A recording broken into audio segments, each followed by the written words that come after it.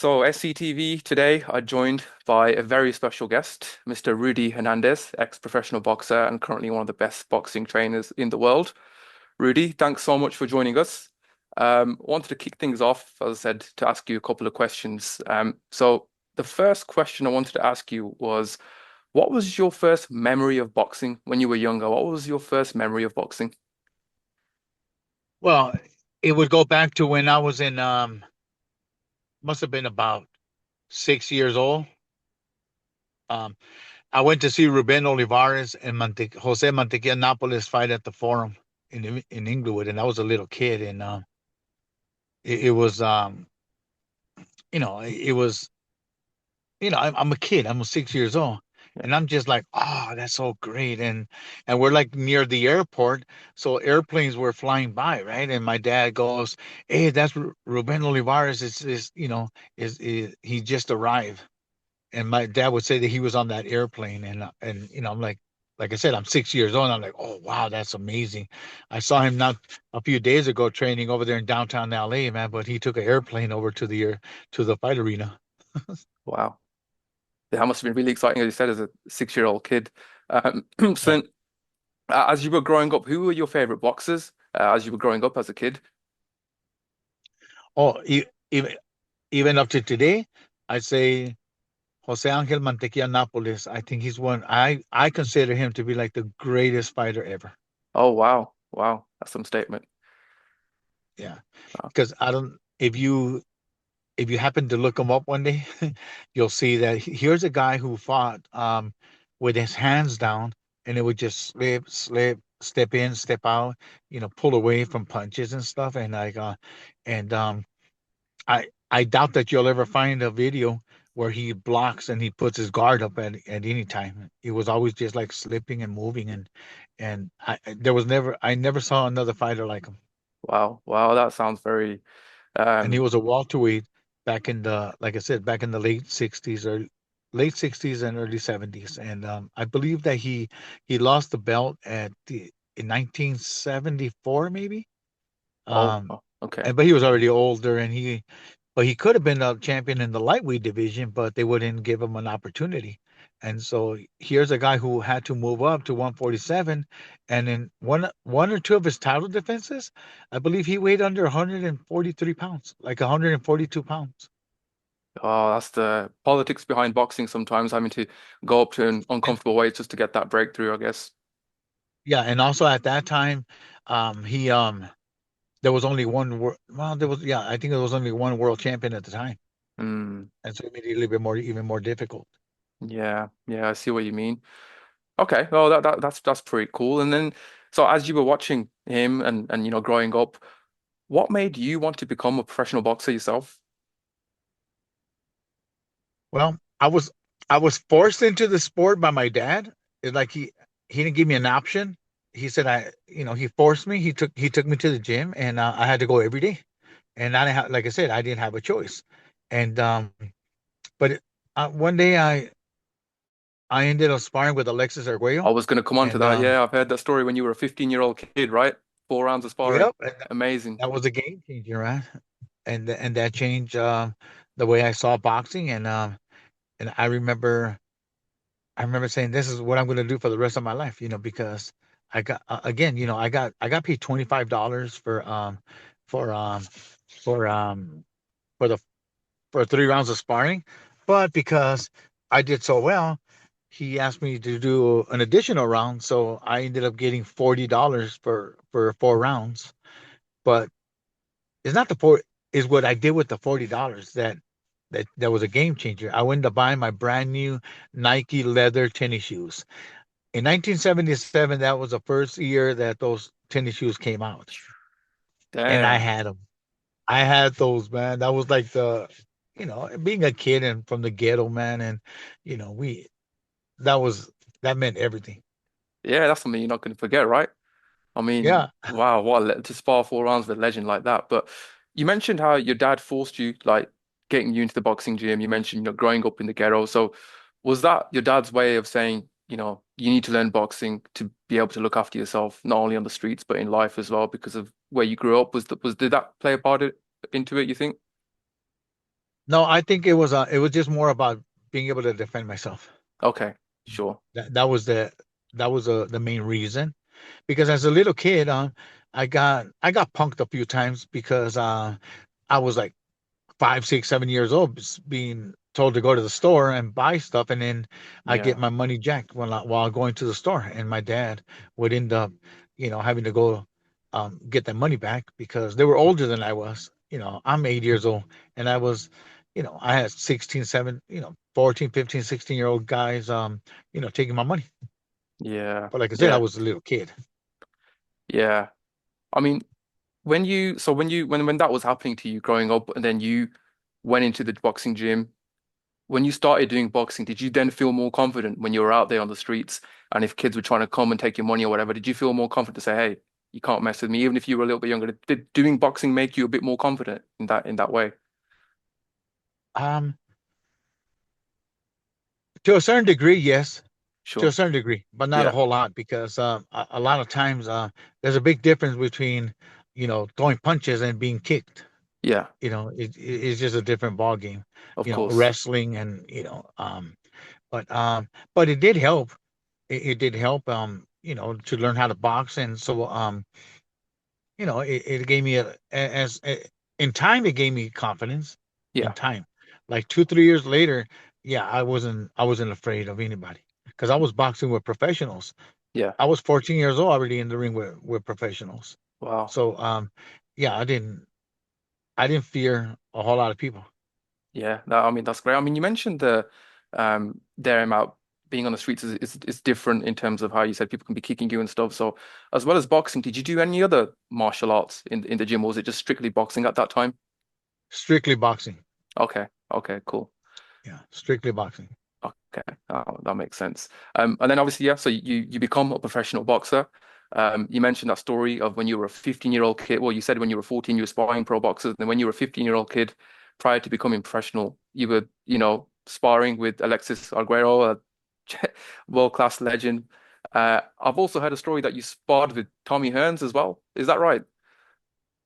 Yeah, Wow. Tommy How did Hearns. that go? I like to believe that that's my greatest compliment ever because after I sparred with Tommy 4 rounds, um, in 4 rounds he didn't hit me with a jab, and as much as he tried Wow. to hit me with the jab, he didn't hit me with the jab, but he cracked me with a right hand, man. Boy, left my mind was ringing, ding, ding, ding, ding, ding, ding. It was just, and I saw a bunch of color spots, and Damn. but it was pretty cool, man. And the three highlights of my boxing career, I would say, the first one was with Alexis Arguello, and then I used to like to throw this in my brother's face, who went on to be a world champion.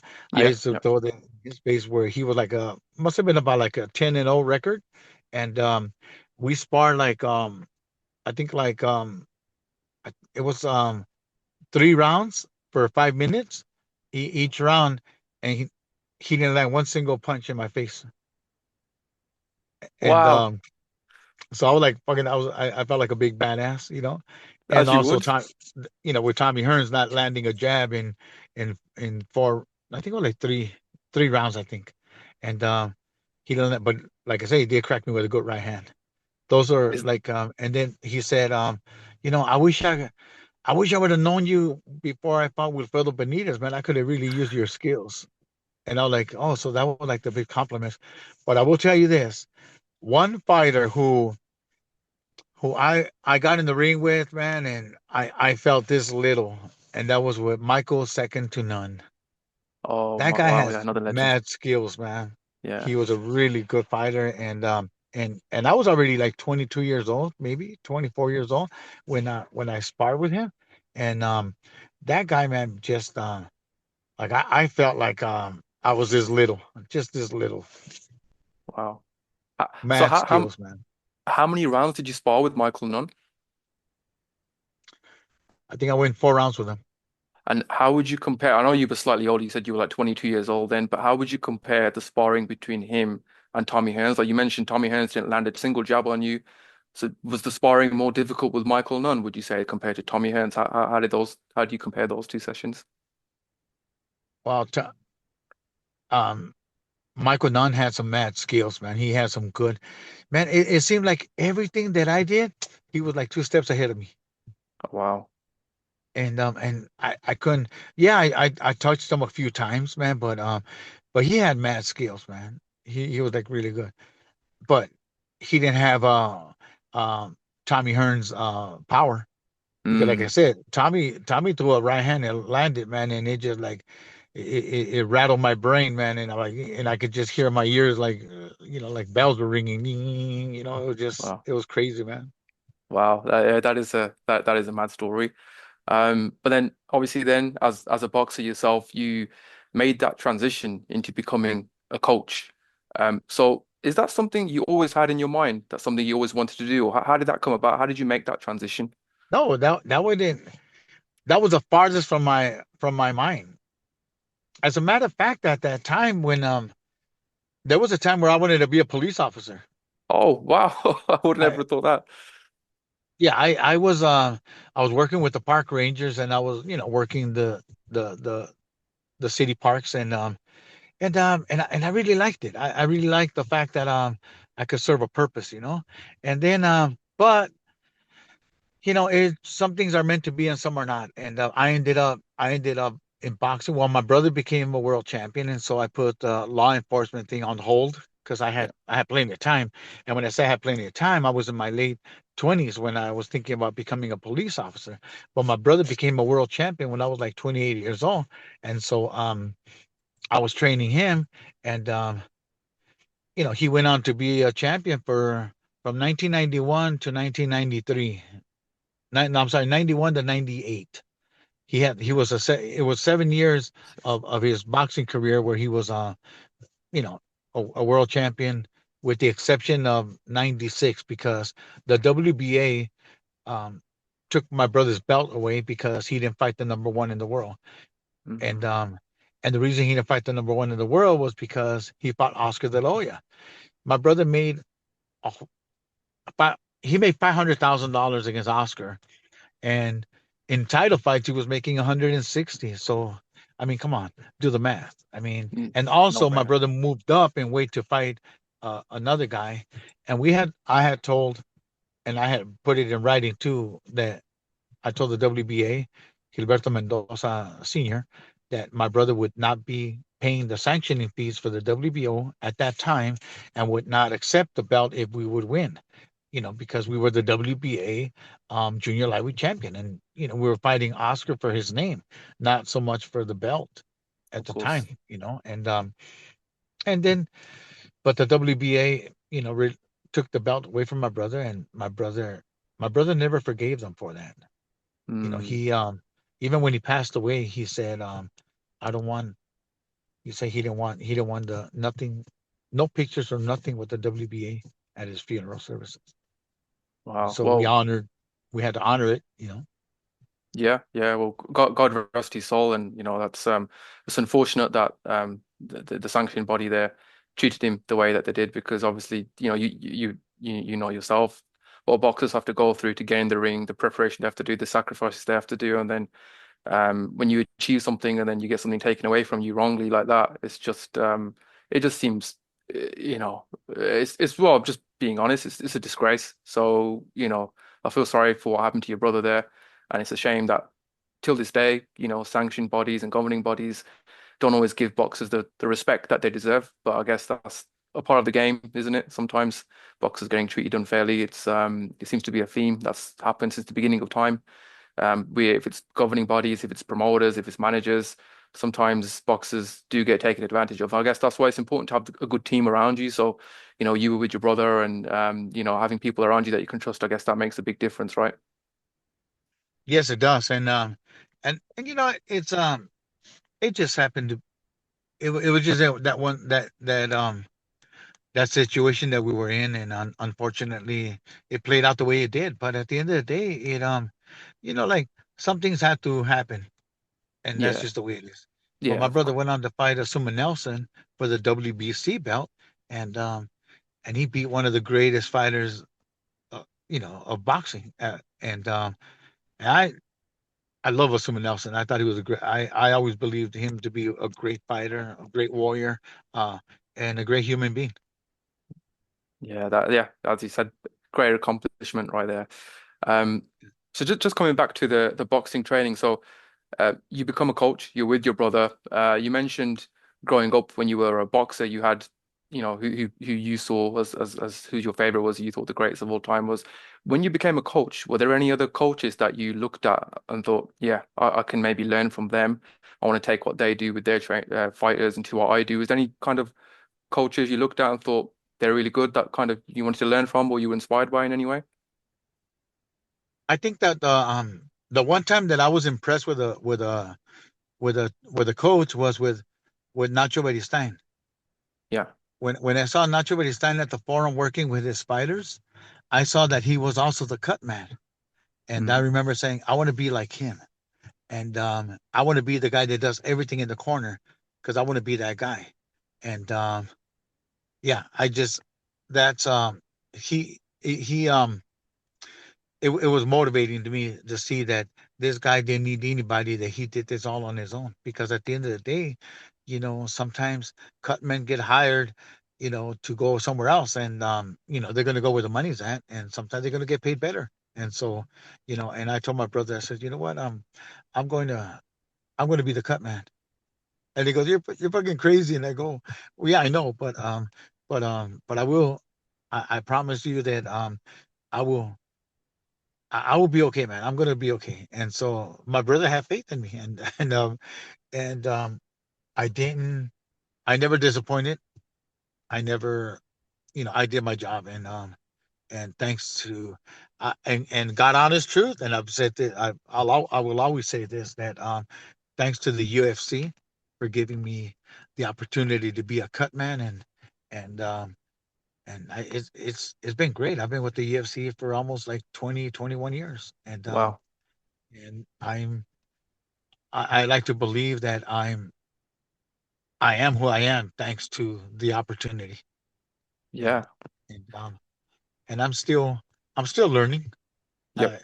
I believe that even as a boxing coach, that even if I live to be 120 years, which is not going to happen, Never know. but I can honestly say that I needed 20 more, to be even better, Wow. and that's how I see it. Wow. No, that's no, that's great. I mean, in terms of so staying on the point with the UFC then, so how did that opportunity present itself? What was your first encounter with the UFC? How did you become a cut man in the UFC? Well, David Diaz is okay. I had Jose Armando Santa Cruz, who lost Mm. the WBC lightweight title to David Diaz, and his manager slash trainer was an cut man. He gave my name to the UFC, to Burt Watson, and Burt Watson reached out to me, and that's how I started.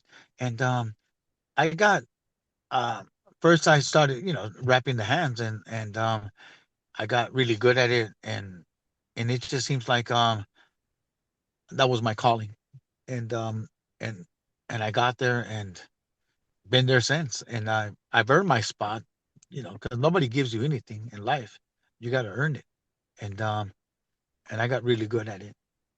Yeah. Yeah. Not to blow my own horn, man, No, no, but definitely. I know I got really good at it, and I watch a lot of people. I watch what they do. I'm not saying that I know it all because I don't. I'm always looking so that I can learn something from some people, man. But I see more mistakes than I do, positive things, because there's certain ways of doing things, and there's the right way, and then there's just like everybody way. Yeah. Yeah, I see what you mean. Well, yeah, I completely agree with you in terms of becoming very good at it. And it's amazing to see how you balance the two sports when you're in boxing and the UFC as well.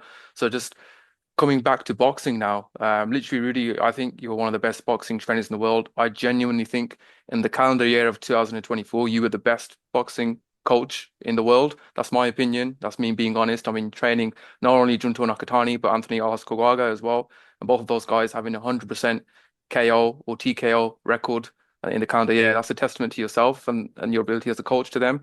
Um, So I wanted to start actually with those two guys specifically. So with Anthony, I mean his success story is actually amazing from what I've heard. Like prior to him becoming world champion, apparently he was actually a cab driver doing that while he was a boxer as well.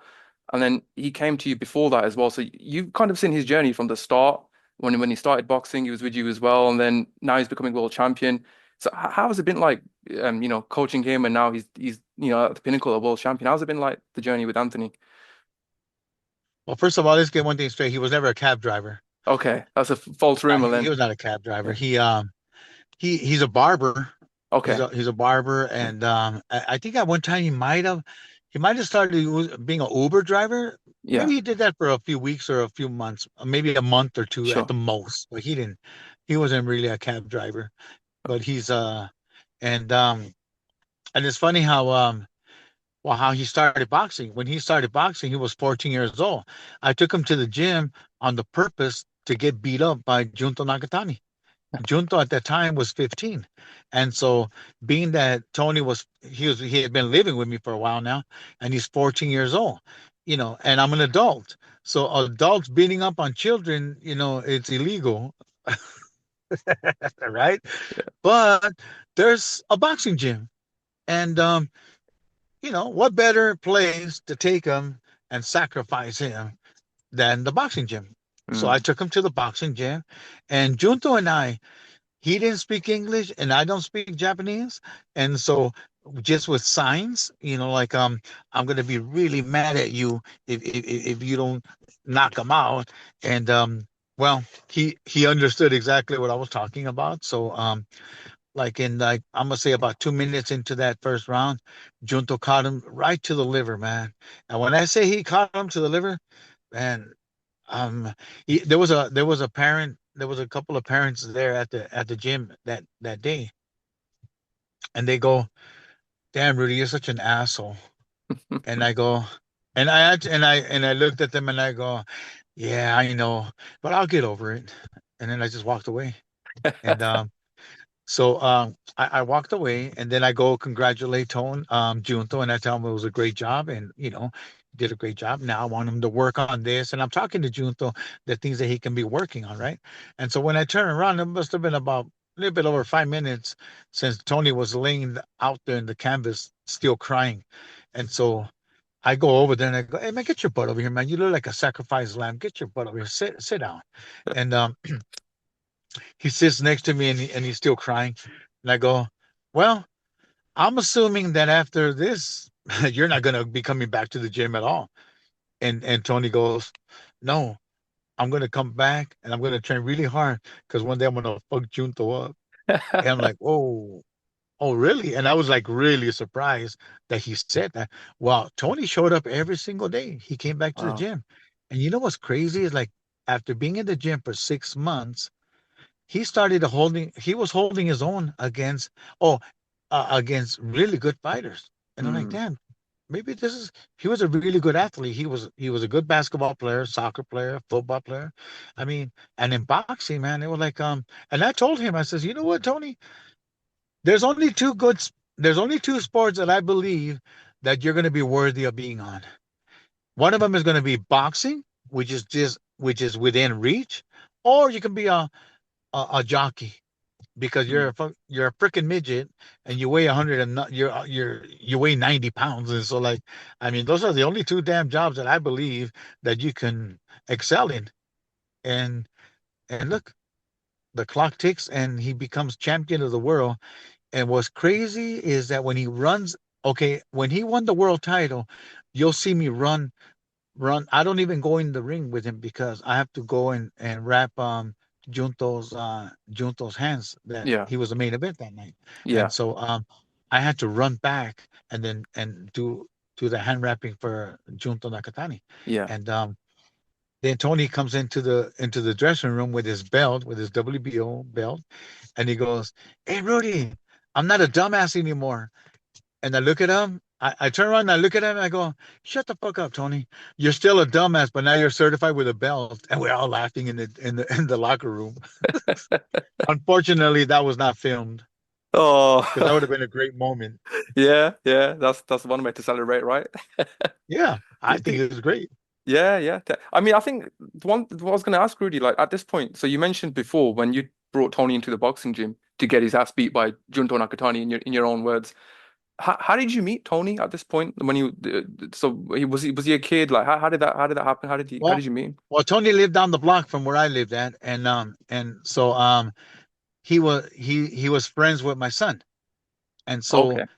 so one day Tony comes into the house into well we lived in an apartment at the time, so Tony walks into the apartment, and I'm sitting there in the living room, and he goes straight to my son's room, and I go who the hell just came in? And so I go, hey, bring that little fucker back out here. So he comes out, right? So and Tony's a little kid, right? He's must have been about 9 or 10 years old. And I go, nah, and well, I can curse or no? Can I curse or I Yeah, shouldn't yeah, curse? cool. No, you can curse, Rudy. Of course you can. Okay, so I go, hey, you fucking little midget, who the fuck are you? And he looks at me and I go, hey, my name is Rudy Hernandez, and I'm the man of this house. I'm the shot caller.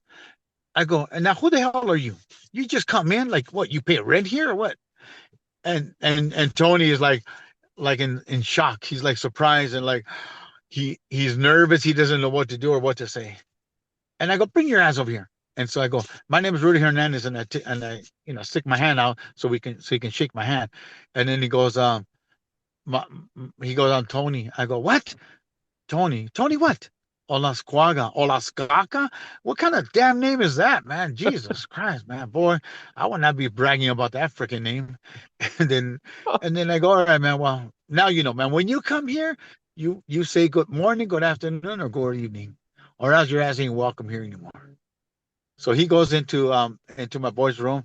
Well, after that, it took him a few months for him to, because he would ask, "Is your dad there?" He goes, "Yeah." So he wouldn't come up. He'd go home, and then he just started showing up, and he was they were in the same they're in the same class, and I think he's about 11 years old at the time, and so my wife says that he's going to come to live with us for a couple of months so she can help him pick up his grades, or else he's not going to go to the next grade. He's going to Mm. fail. And so, yeah, I said, whatever. So, to me, it's not a big deal because in the past, I've had about, I would say, a good 13 children live in my house, Okay. that weren't my children, but they needed structure. And so they would find structure with my other son. And so they lived there with him.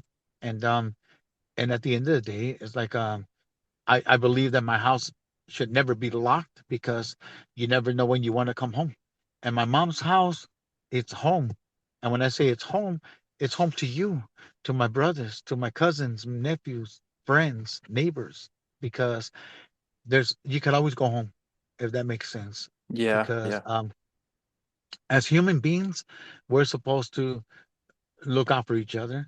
And what better what better way of doing it than setting the example, Couldn't agree you more, know? Rudy. That's very yeah, very yeah, inspirational there. And it's kind of like you've explained there where you've got your values from as well. So from Tony's point of view, like you mentioned at the start, it wasn't a big deal to you, but I'm sure from his point of view, it seems like you were like a father figure to him. It seems that way. Like you gave him that kind of discipline, but also that motivation.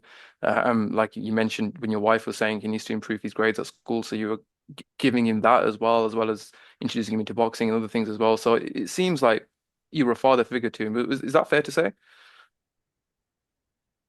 Yeah, I mean, I'm probably the only I'm probably the man that he's mostly been dealing with since he was a little kid.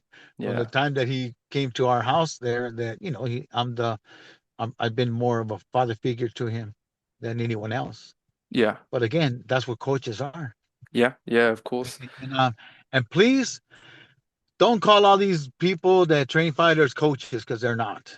They're trainers. Trainers, And yeah. when I say they're trainers, there's a big difference between coaching and training. So Big how would you difference. differentiate the two then? What's a coach and what's a trainer? Okay, a trainer pretty much he trains fighters, Yeah. and but he depends on them. and he can't take him to another level because he's not capable. He doesn't know how. How can you teach something that you don't know? Yeah. That's one. And then also, and a coach will tell you, take your belt and your ass out of my gym. Get the fuck out of here. Mm, You can be the champion of the world, and he'll tell you to go fuck yourself. Get the hell yeah. out of here. I'm that guy. I'm not. I don't answer to nobody. Yeah. You're here for a reason and for a purpose. Yeah. And my job is to bring out the best in you. I'm not here to be your friend. Yeah. Once they walk into the gym, and my guys will tell you, once they walk into the gym, they're just another fighter. Mm, They're no fucking world champions or blah blah blah. That means nothing. yeah. The night of the event is where it matters, and you got to get ready. And if you Yeah. can't get ready in the gym, you'll never be ready fight night. Wow. No, And that it's important. yeah, You I know, can I can see that probably keeps them humbled as well, right? Inside and outside the ring. Junto's a prime, and Junto's been a hell of an example for Tony, because Tony has been learning from Junto, Yeah. and they're the best of friends right now. Like they're like brothers. I mean, they always look out for each other. When Tony goes to Japan, Tony goes home to his to his Japanese family, and that's Junto's family. Wow. He, and it's an amazing. They're an amazing two friends. That's really nice to hear. So in terms of Tony, like his career, what would you think is next for him? Because him being the flyweight world champion in previous years, there wasn't that much eyes on the division. But right now, in the UK, we have a big, well, he's not a world champion, he's interim WBC champion. That's Galal Yafai. He's a Olympian. He comes from a boxing family as well. Would you see a potential fight with Tony and Galal in the future at some point?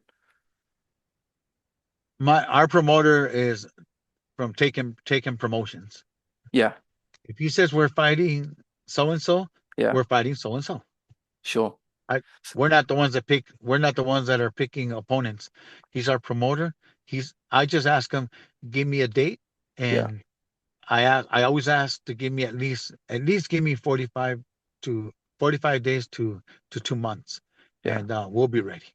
But Do you, there was a time that we got a phone call with 2 weeks notice to fight for the world title.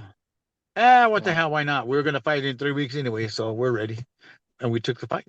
wow. We didn't win, but we won. Yeah, yeah, I see what you mean. Sometimes you don't win fights, man, but you win in Yeah, other ways. of course. And he did, and it paid off.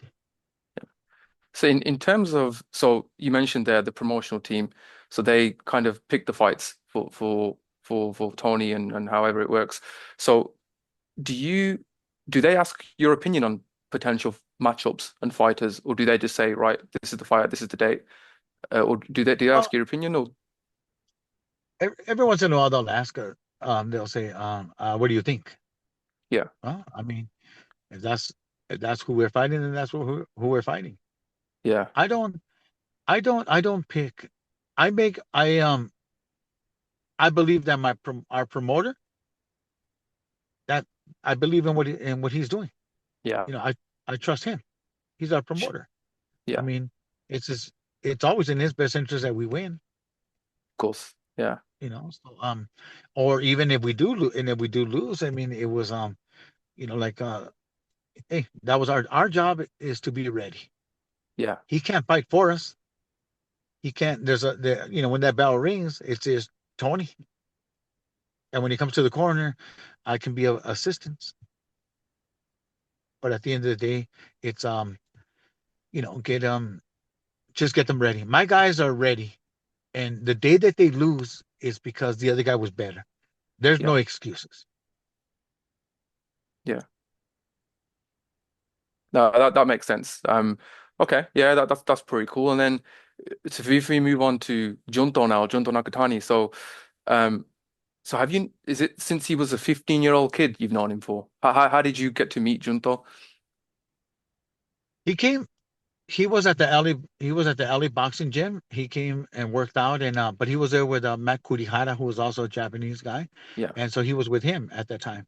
And so I go to Japan like the beginning of the year, and uh, a friend of ours named Reiko, she introduced me to Junto's parents, and the parents they they wanted they wanted to see if I would train Junto, and I said, yeah, sure, why not? But they wanted him to come and live in the United States, and I didn't.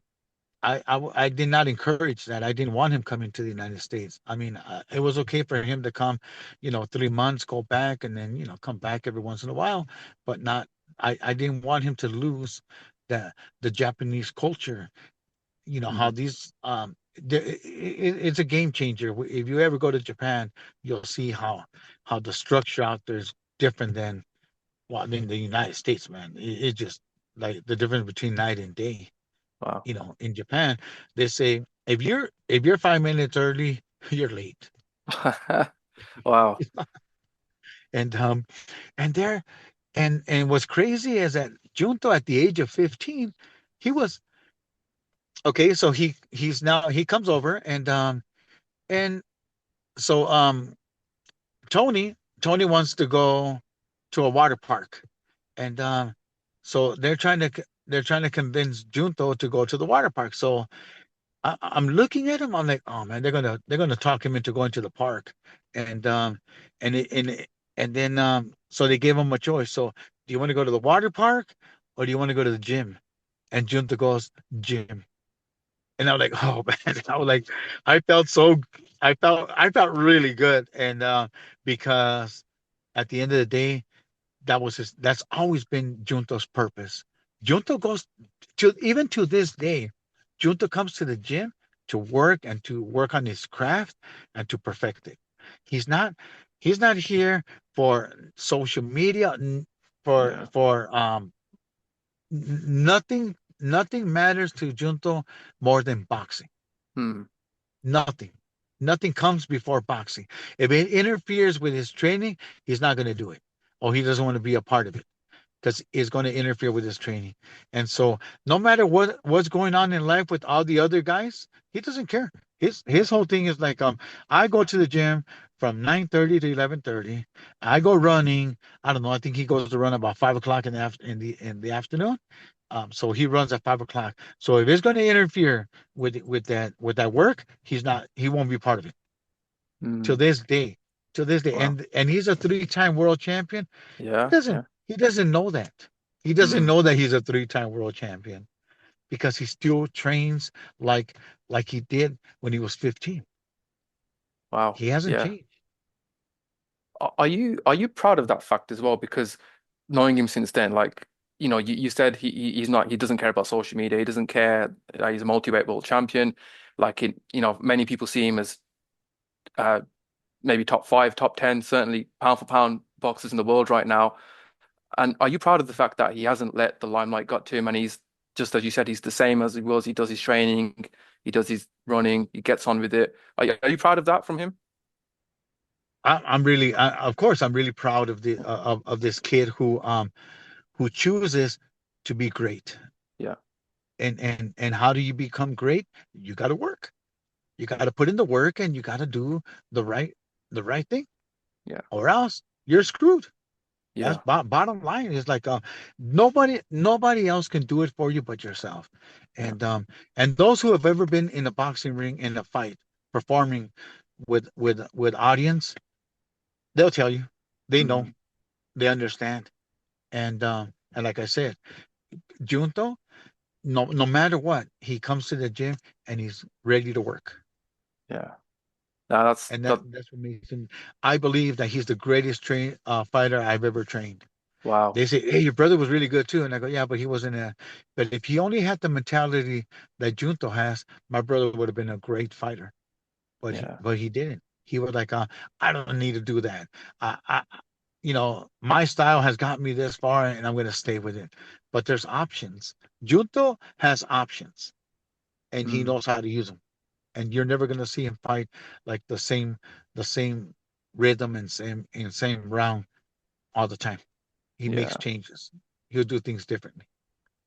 And with Junto, like, do you think in terms of you mentioned the discipline and the willingness to do more, do you think because you mentioned early when he was 15 and his family wanted him to move and you said you wasn't a fan of that because you wanted him to keep that kind of Japanese culture within him growing up.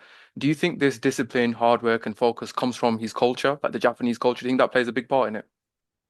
A huge part because like it's different. I don't know if you ever been on social media, you see how little kids are cooking, sewing, like Chinese and stuff. All those Yeah, yeah. Asian kids, man, Hey they're man, not they're a big difference to like the Western kids. We're all fucked over here, man. I was like doing some bullshit on exactly. social So media. see, Yeah, so I'm not lying. yeah, Of course, man, it's just different. And they're accountable. yeah. So with Junto Nakatani, so I know you mentioned before when we were talking about Tony, how you have the promotional team. And you mentioned around Junto's personality without him kind of realizing maybe that he is on the verge, or well, I think he already is like a global superstar. Like, in the UK, people talk about him a lot. In America, people are talking about potential super fights with him as well. Does he ever come to you for advice on his kind of career in terms of maybe what direction to take it? Like you said, he's multi-weight world champion. Does he ever come to you and have conversations about, hey, should I stay in this weight? Should I move up? Does he have those conversations with you at all, or is he not worried about that? No, no, we have never. Well, he did when he was a bantamweight. He Yeah, I saw his struggles, and then I says, you know what, it's time to move on. yeah, Yeah, and so he gave up the 115-pound title, yeah, and yeah, that was that one time that we after seeing what I saw, I said, you don't belong in this division anymore. And I talked to the promoter, and and we all, I mean, it's like yeah, it's like we don't do a whole lot of talking as far as like careers and stuff like that because mm, we just we just take it day by day. yeah, Today is today, and we're fighting when he comes to Los Angeles when he has a set date. And once he yeah, has a set date, he'll come and train 5 weeks, 5 to 6 weeks in Los Angeles, and then he'll go back to Japan like 2 weeks before the fight, sure, to get back to the normal, you know, where he's comfortable, where he doesn't have jet lag. So yeah, he'll go back to Japan, and he'll be ready for come fight time. yeah, yeah. No, that totally makes sense. And in terms of like, if you don't mind me asking, Rudy, like, can Junto can you speak English? Like, how do you guys communicate, man? Yeah, he speaks English. He Oh, understands okay, a whole okay. lot more than Oh, he that's cool. speaks. Okay, I was but, gonna, I was thinking, but wow, man, he's how gotten you really guys good doing at that? it. Well, he's been coming over for about 11 years, and so Yeah. he watches videos and stuff, and and he understands almost everything. I only talk boxing and like food. Well, okay, boxing, food, and bullshit. What You else know, did they talk about, man? yeah. So and at the end of the day, we get to enjoy the time, and like I said, once he starts training, that's it. It's all he's a he's the most professional fighter I've ever met or seen. Yeah. No, that makes sense. And like, there's him being the WC champion right now. There's some exciting as boxing fans and people around boxing. There's some potential exciting fights that people would kind of, they sit on their couch, they sit in bars and they talk about, oh, what fight? This fight would be a good fight, this fight would be a good fight. There's two names that come to mind when we talk about Junto Nakatani. They're people who are not in his weight. But you've got Jesse Bam Rodriguez, and then you've got another fellow Japanese fighter, the monster, Naoya Inoue, who you previously, I know you said you consider him to be the pound for pound best fighter in the world. Theoretically speaking, I'm not trying to, put this in any direction, but theoretically speaking, if Junto was to fight any of those two, who do you think would be a tougher test for him? Inoue or Bam? Inoue, Yeah, without a doubt. yeah. And do you Yeah, still Inoue without a doubt. And I'm not. and I don't mean no disrespect to Bam Rodriguez, um, but there's levels to this, and the monster, he's a bad dude, man. I consider him to be the best fighter pound for pound. Wow. You know, Well, that is some statement. And do you think like obviously Inui him being Japanese as well, have they have Junto and Naoya Inoue ever like sparred or anything together, do you know? you know what? I don't think so. But I think he sparred with his brother. Oh, okay. Okay, yeah. Maybe with his brother. Yeah, Yeah. I think Okay. that was I'm not. Yeah, I think he might have sparred with his brother at one time. Wow. That's amazing.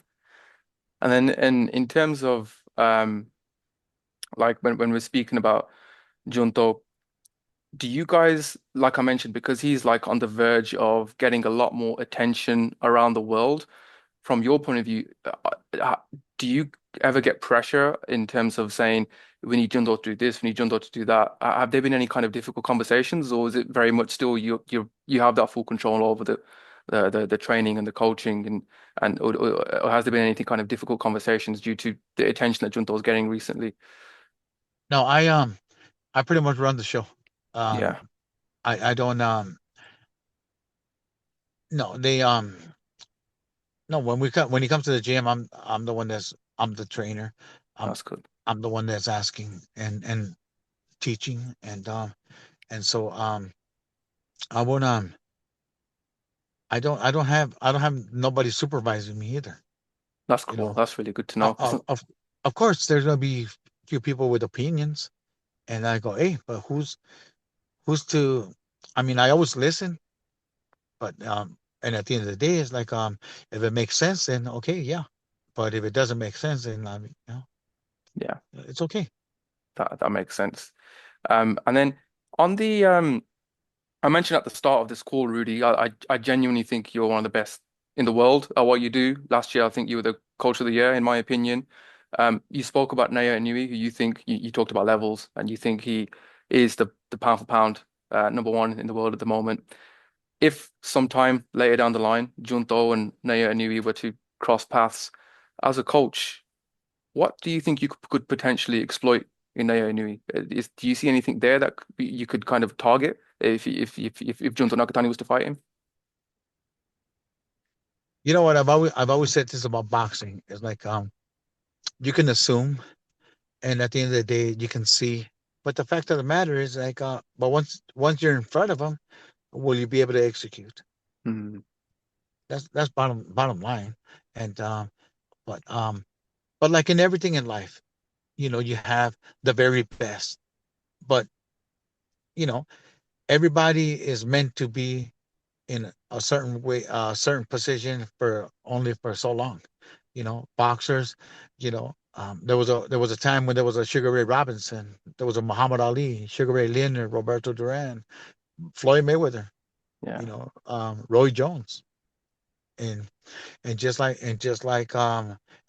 them, we have Terrence Crawford, mm, and today we have the monster, yeah, and we have Junto that's in that line, you know, stepping stepping up pretty quick yeah. because he fights three, four. We're trying to s- we're we If it were up to me, he'd be fighting 5 times a year, but Mhm. he's only he's only fighting like maybe 3, 4 times a year. Yeah, And the thing is that we want to be. I'd like to see Junto um, compete against the monster one day, yeah, and because to be the best, you got to beat the best. yeah.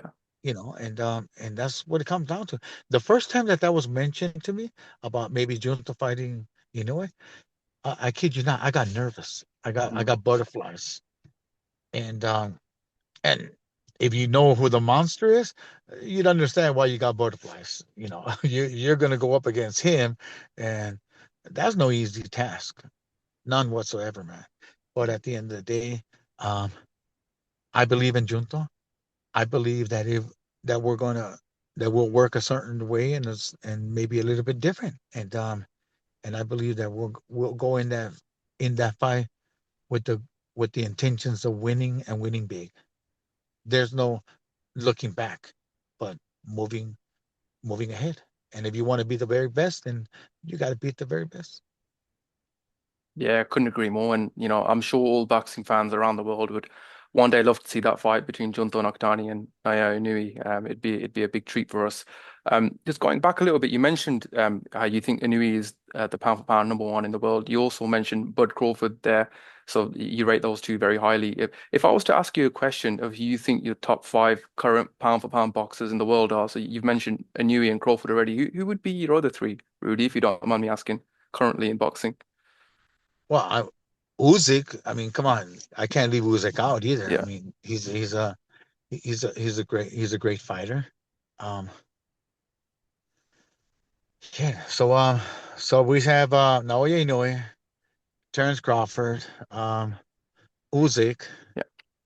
and my next two guys, top five, pound for pound guys. I mean, damn man, that's kind of hard to Yeah. You got because I'm like, Beterbiev, Bivol, or Canelo, who? Canelo maybe, Artur Beterbiev. There's a few out there. Oh, I like better Arthur Better Beef. Yeah, I like I like Bivol. yeah, I like Canelo, yeah. and What do you think so of we're at Tank? six right now. I like Yeah, Canelo. If I had to rate based on income, I would put Canelo the number one yeah, because he first of all, he's a shot caller. He's the one, running his career, and at the end of the day is like well, good for him because he's able to, and that's great. yeah, I don't have a problem with it. I think it's great. He can ask if he needs to fight Benavides and he wants 150 million, and somebody's willing to pay it, well then pay it.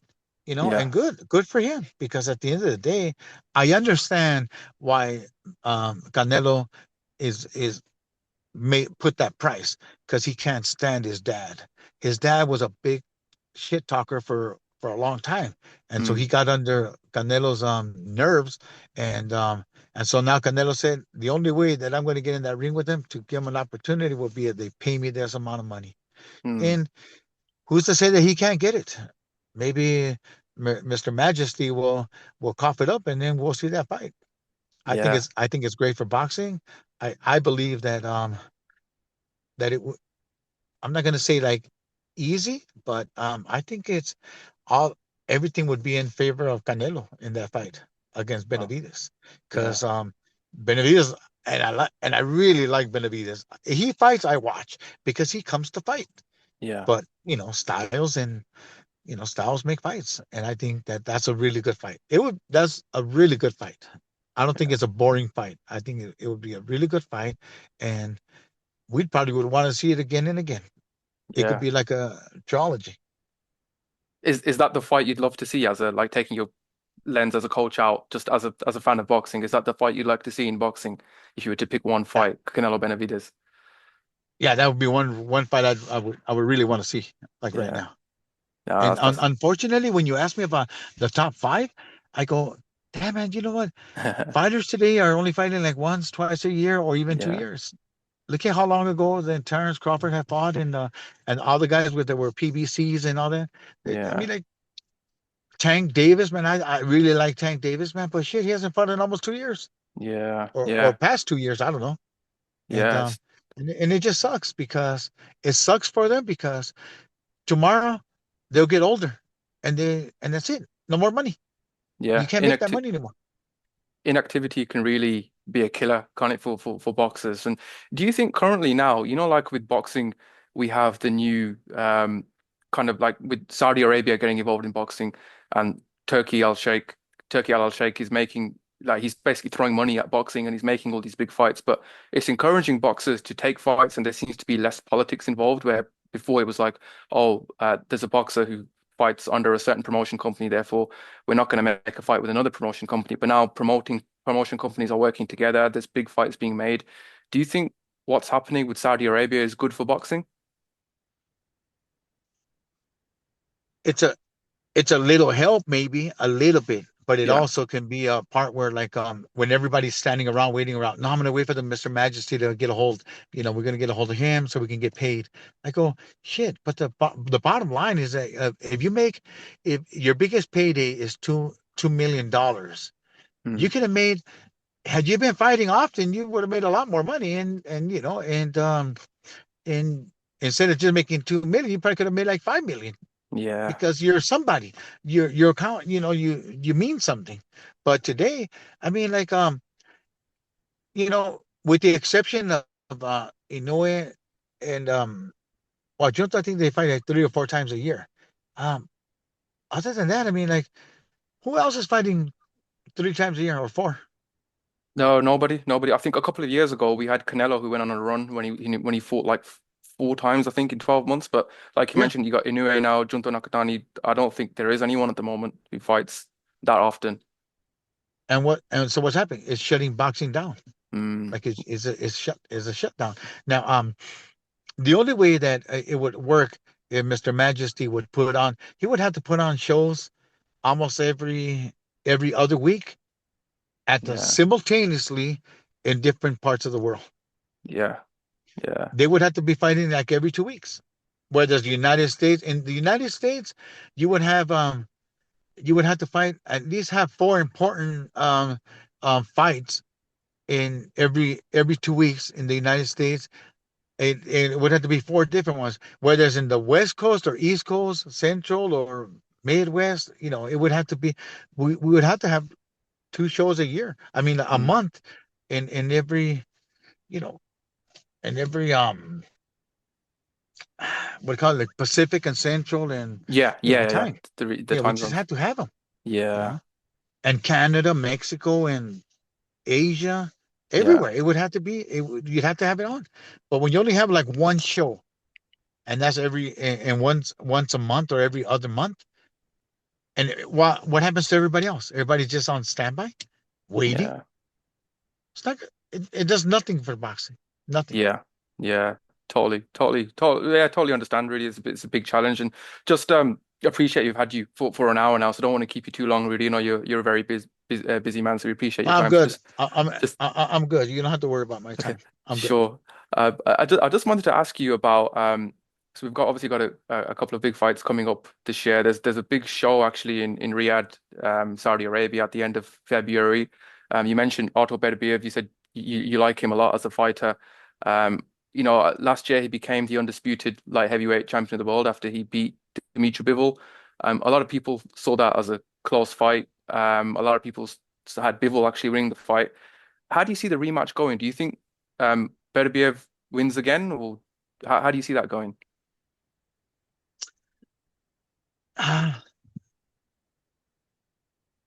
That's a really hard fight to the prediction could go. I mean, I can see how Bivol could win in the rematch, but I still believe that Arthur Beterbiev is the guy to beat in the division.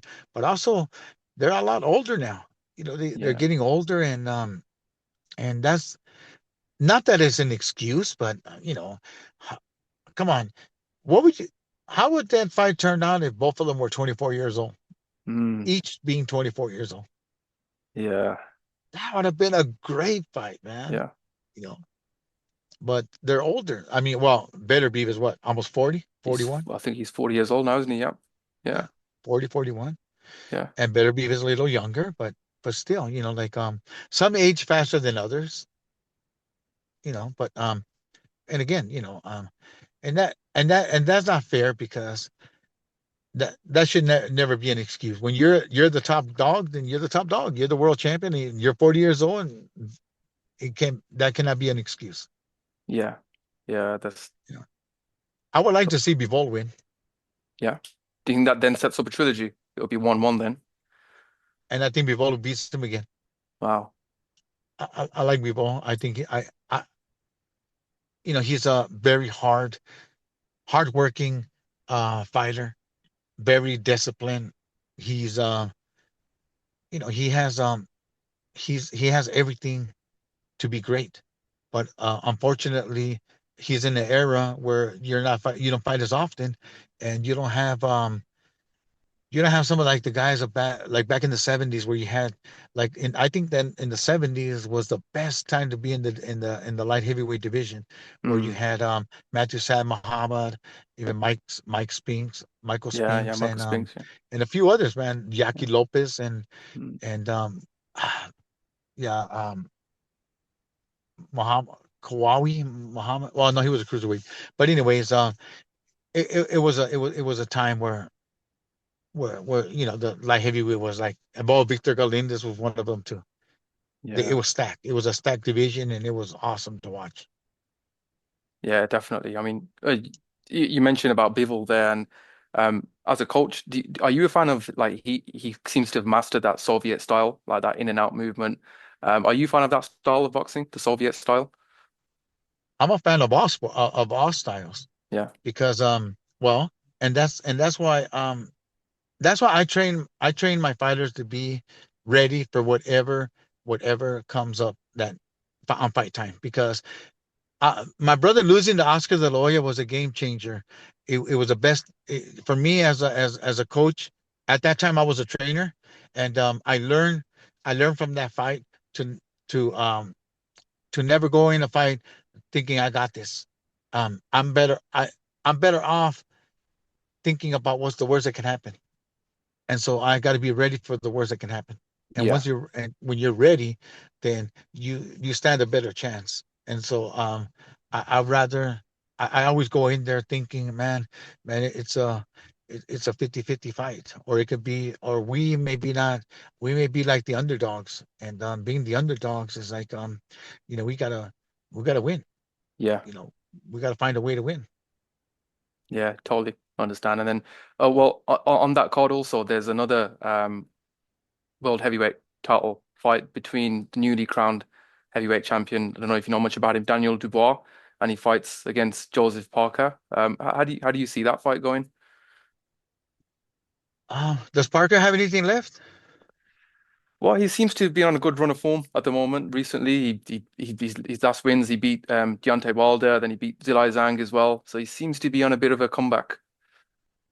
Yeah, but one is newer than the others. Yeah, yeah, And I think that the new one is, the boys. I think that right now because of his youth and also his skills, he's a good fighter too. I believe that he's I believe that he would win. okay, that's great. And then another good fight on that card is American sensation Shakur Stevenson makes his return to the ring. He's suffering from an injury recently. He fights against Floyd Schofield, who a lot of people saying that seems to be it's going to be a tough test for Shakur. How do you see that fight going? Oh, I'm sorry. Which fight was that again? Shakur Stevenson against Floyd Schofield. Yeah, yeah, yeah. I've heard about that fight. I've never seen the other Schofield, but man, but this Shakur Stevens is a very talented fighter. Yeah, He's yeah, a good fighter. I believe that he just fights better than the next guy. He just yeah, always puts a little bit he just steps up. He steps it up a bit where he's dominant and um and he has a high IQ, a boxing IQ. And yeah. I believe that it's a tough fight regardless, but I like Shakur Stevenson in that fight. Sure. Okay. And then the other fight I was going to ask you about on that card, correct me if I'm wrong, really, but I saw that there's a young British prospect by the name of Hamza Shiraz. Did you work as a cutman for him in his corner for his last fight? Is that right? Yeah, his last fight. Yeah. So, I think that he's a badass. mm, I really believe that guy is he's a guy to beat. You know, yeah, he may not be as popular as the other guys, yeah. but I really believe that he has everything to be the undisputed champion in that Oh, division. wow. That's a big statement. Well, Oh, I really believe not because I worked with him and not because Ricky Stinky Funes is this is his trainer. yeah. He says he's a coach, but he's a trainer. He's not a coach. He hasn't got. I tell him I haven't certified him yet, but Ricky Funes is really a great guy. But I will say this about him. I I was really impressed with his fight. I saw Yeah. how he landed the punch and like he was like, oh man, he's got some great skills. A lot of the British fans definitely see him as the future like flag bearer for British boxing, and a lot of us think he can become like a global star. And you've mentioned there you see him as becoming the undisputed middleweight champion. And obviously he's young yet. He's going to fight for the world title on that show in February. We don't want to get ahead of ourselves. I know a lot of people in the media and a lot of fans sometimes do like to get carried away, but a lot of people have been making comparisons to Hamza because of specifically his height, his build, and the power he seems to have with Thomas Hearns. Do you see where people are getting those comparisons from? I know obviously Thomas Hearns is literally one of the best fighters of all time, but in terms of comparing the style of Hamza Shiraz, do you think that's a fair comparison and something that he can strive towards? No, no, that's no, both are in. You leave Tommy Hearns in his lane, and my boy over here, man, he's like he's the guy. I believe, and not because I like I said, not because I was in the I I barely met him. It's not like I met him, but I'm in that corner, and I was impressed with how his thinking, how he won, how he won, made that fight. It was a complicated on paper. It was a complicated fight where he made it easy, and it was Yeah, just easy. And you know what? I was like really impressed with him. yeah. And I rarely ever get impressed with fighters, but I believe that he can be the best middleweight in the world. Wow, that's a yeah, big compliment there, which I'm sure he'll be happy to hear. I just wanted to move on really to potential fights we could see in the next 12 months and get your opinion on those. One of them, I'll start off, a lot of talk around the return of Teofimo Lopez into boxing. And how would you see a fight between Teofimo Lopez and Ryan Garcia go out? Oh, two guys that were great at one time and everybody knew about them, but they haven't fought in almost in a long time. So, oh yeah, that'd be a good fight. Shit, I'd pay to watch it. Yeah.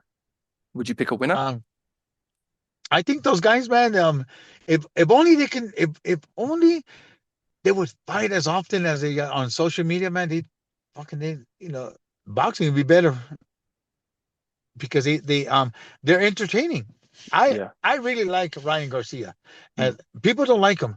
I like him because he talks a lot of smack and he's a loony sometimes.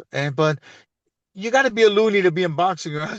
If all your marbles are there, common sense would tell you why would you get in the ring and get your head knocked out? I mean, what's wrong with you? You can't be normal and be a boxer. You got to have something wrong with you a little bit. A little bit is okay, but and also the fact that Ryan Garcia, when he fights, he packs the arenas. People come to watch him fight, and Yeah. that right there is great for the sport as well because you bring in the crowd, and now if those two would fight each other, I'd pay to watch it.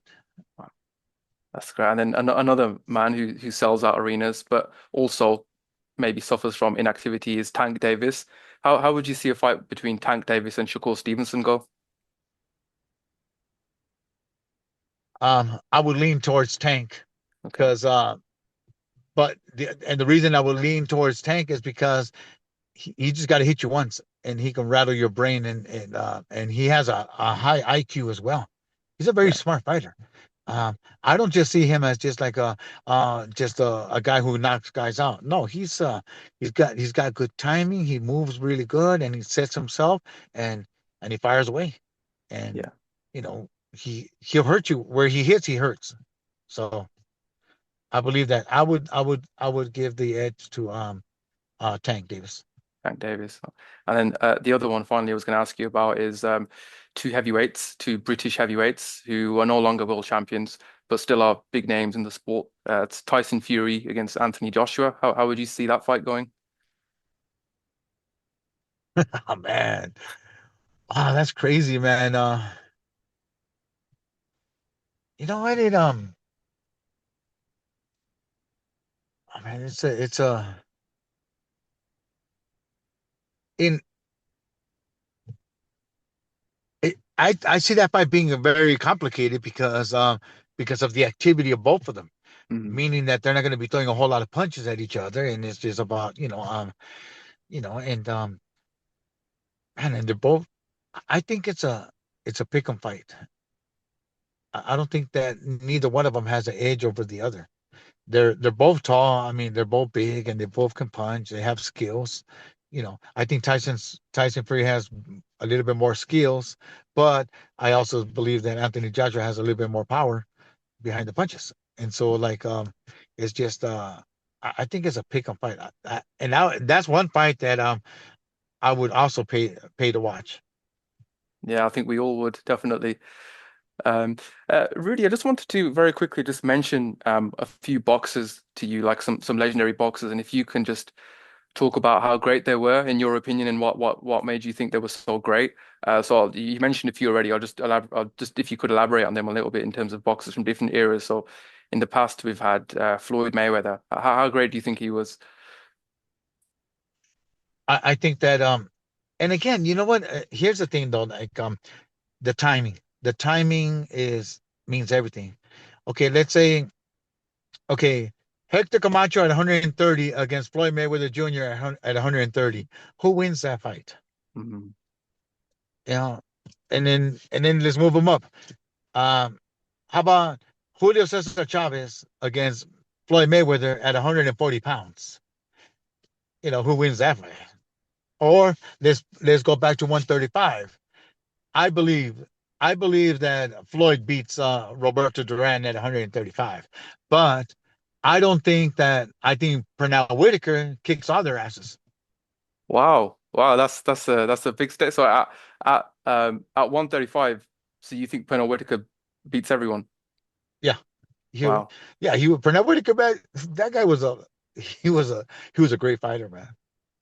Wow. Okay, so Yeah, he staying. lost to Jose Luis Ramirez, but then in the rematch, I mean, he just let it go. You know, Yeah, we'll stay on this theme, Rudy, of kind of matching up fighters like fantasy fights from different eras. So if I just throw a few kind of fantasy matchups at you, and you let me know how you think they would have gone. So we'll start in the heavyweight division. Let's say a fight between Lennox Lewis and George Foreman. How do you think that would have gone?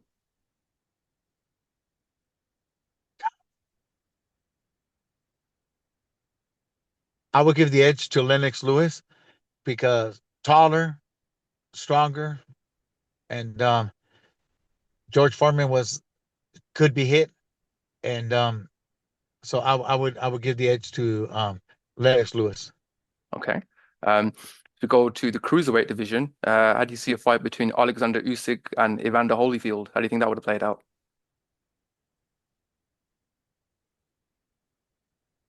Damn, that would have been a hell of a fight, I think. But I would give the edge to Evander Holyfield because he would throw he wouldn't just throw one or two punches, and and he wasn't a guy who was just going to sit around and let you do what you want. And I think he would have taken Usyk to deep waters. Oh, okay. If you move to light heavyweight, how would you see a fight between James Toney and Dimitri Bivol play out? Oh man, James Tony, man, was a freaking beast, man. Mm, God, man, that's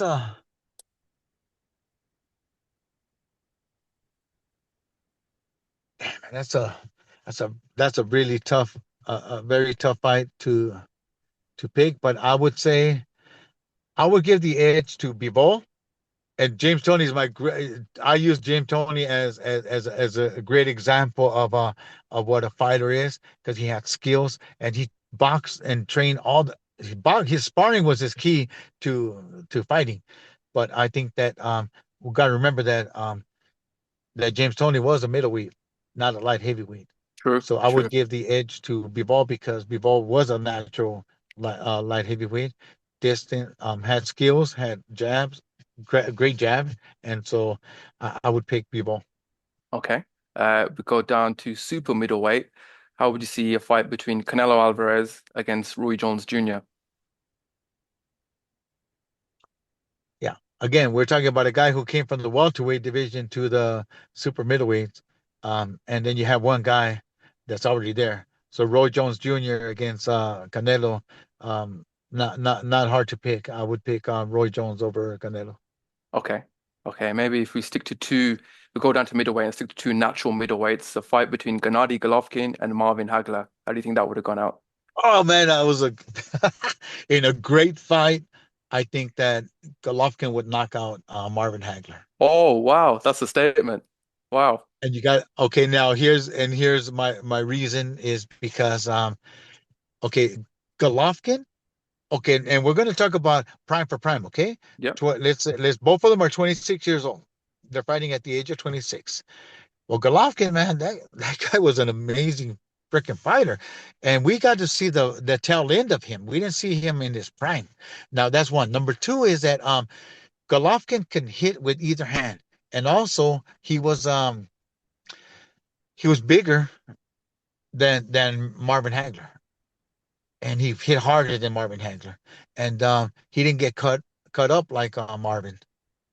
And I think that he's there to be hit. And I'm not saying, and Marvin Hagler was a beast. He would he would fight you when he found Mugabe, the animal. Was it Mugabe? John the Animal Mugabe, I think Yeah. was. Yeah. That guy was a beast, man, and they beat the crap out of each other for a few rounds, and then by the 10th round, um, Marvin Hagler broke him down and beat him. But those guys were not as strong as Golovkin. Golovkin was a very underrated defensive fighter too. He didn't get hit that easily, but he can crack. And I Mm. think that because of their styles, I think I would have given Golovkin the in a 15 round fight. I believe Golovkin would have beaten Marvin Hagler. Wow. Wow. Well, it would have been a great fight for sure.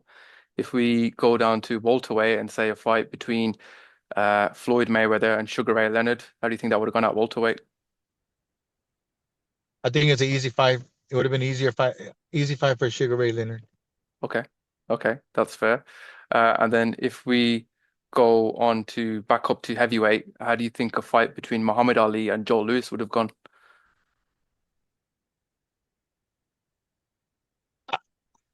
I think the size and the speed and everything that Muhammad Ali had everything in his favor against Joe Louis. Okay. Height, reach, speed, movement. I mean, he would it wouldn't have been as competitive. And then you got to remember, look at the size and the weight. I don't think what did Joe Louis weigh? What was the most he ever He weighed? was much smaller than yeah, or even Yeah, well, so yeah, he Ali was a was a small small heavyweight. compared to even Ali. Yeah, yeah. Yeah. Okay, if we then just go down to featherweight and have a fight between Salvador Sanchez and Vasily Lomachenko, how do you think that would have gone? Oh, Salvador Sanchez. Yeah, great I fight, think wasn't he? in a tough fight, but also remember that I believe that because of the time, like movement and stuff, guys were not as talented as the older guys. These guys will fight you. He can move, but so could Salvador Sanchez. And Salvador Yeah, Sanchez would have brought the pressure and would if Orlando Salido was nowhere near as good as Salvador Sanchez.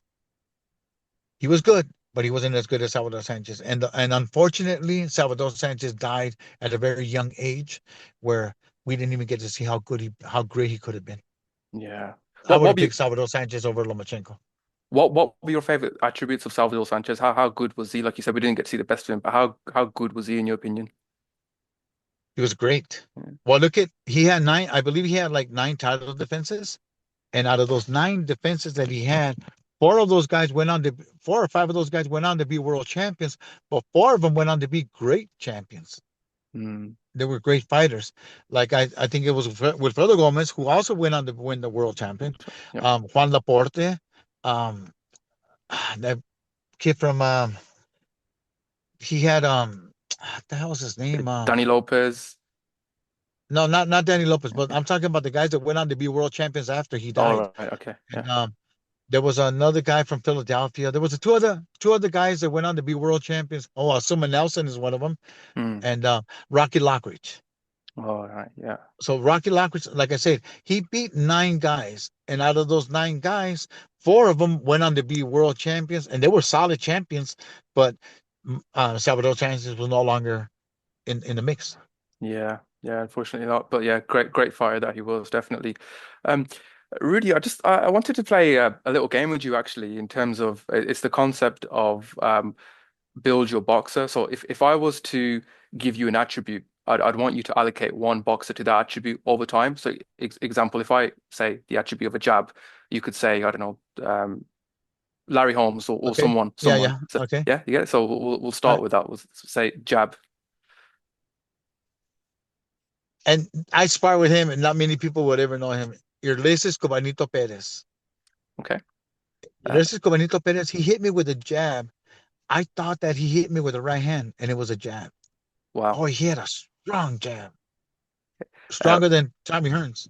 wow. Oh, Wow. wait a minute. Tommy didn't hit me with a jab. Yeah, he didn't get you for a jab for 4 rounds, did he?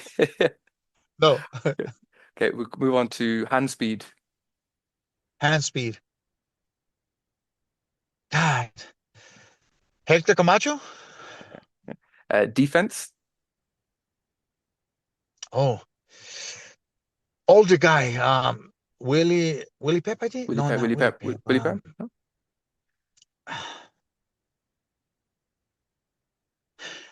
Well, Chucho Castillo on the ropes, or nah, I would have to say that I think it was he had a lot of movement. God damn it. He's an older guy from the 40s and 50s. I don't remember his name, but Do you yeah. stick with Willie Pep? Say Willie Pep. Okay. Chin. Yeah.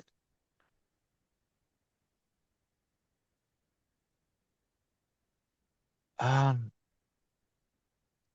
I don't, that's a difficult question because Golovkin never really got hurt in a fight. So um of all the fighters I think I've ever saw, I think but also Armando Muñiz, man, boy, he would take a beating, man. He would just get hit over and over again. That guy was just strong, man. But he, at the later, in the late of his career, he got stopped by Montequin. He got dropped by Montequinopolis, but that was the end of at the ending of his career. So I would say Golovkin, Okay. Power. Edwin Valero, or Julian Jackson. Oh, what a Uh, shout. I like Julian Jackson because Julian Jackson fought some really good fighters, and we didn't get to see Edwin Valero, you know, do more. But I would say Julian Jackson.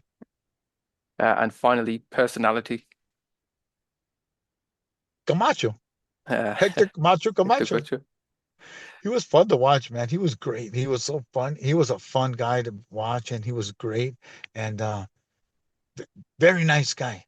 Maybe he didn't. Maybe a lot of people don't like it, but nice guy. That's great. That would be a phenomenal overall boxer there with all those attributes from great fighters over time. Rudy, obviously we've kept you for a long time now, so we'll wrap it up there. But I just wanted to say it's been an absolute honor talking to you. It's been a pleasure. I thank you so much for giving me your time. Hopefully if you ever come to the UK, we could meet in person and do one of these sit downs and do a bit of a deep dive in person. If you ever come over to the States, it'd be great to come over to your gym maybe and have a chat.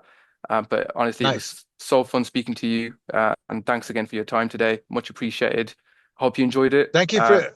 I appreciate you. Thank you for even thinking of me, and it was an honor. Thanks, Rudy. And if Well, you're ever in Los Angeles, let me know you're coming, and we're gonna have I don't know breakfast, lunch, or dinner, whichever's more convenient for you. that would be great. That would be great. Well, we'd love to do it again. Thank you very much, Rudy, and hope you have a good rest of the day. You as well. Have a good night. Thanks, Rudy. See you later. Take you, man. Thank you. Appreciate you.